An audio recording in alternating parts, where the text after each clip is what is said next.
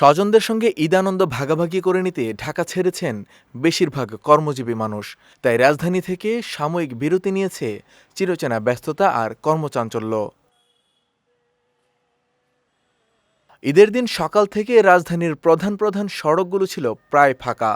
নিত্যদিনের যানজট নেই, সড়কে গাড়ি কিংবা মানুষের যাতায়াতও ছিল একেবারেই হাতে গোনা। ঢাকার এমন রূপ দেখে উচ্ছ্বসিত নগরবাসী। হ্যাঁ, অনেক ভালো লাগছে ঘুরতে। বাতাস ছিল, আবহাওয়াটা অনেক ভালো ছিল, মানুষজন কম ছিল, সব মিলে অনেক ভালো লাগছে। ভালো লাগতেছে, প্রাণবন্ত।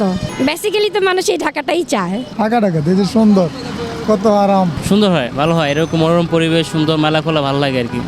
না, খুব সুন্দর লাগতেছে, খুব ভালো লাগতেছে, এনজয় করতেছে। এবার ঈদের ছুটি 10, 11, 12 এপ্রিল। পরদিন অর্থাৎ 13 এপ্রিল শনিবার সাপ্তাহিক ছুটি, তারপর দিন রোববার বাংলা নববর্ষ। সব মিলিয়ে টানা 5 দিন ছুটি থাকবে। এরপর চিরচেনা রূপে ফিরতে শুরু করবে তিলোত্তমা ঢাকা। বাবা মার সাথে আনন্দ করবে, ঘুরবে ফিরবে, তারা বাবা মার সাথে ঈদ করবে। সবাই চলে গেছে, এখন আমরাও আফসোস করি যে আমরা যাইতে পারলাম না।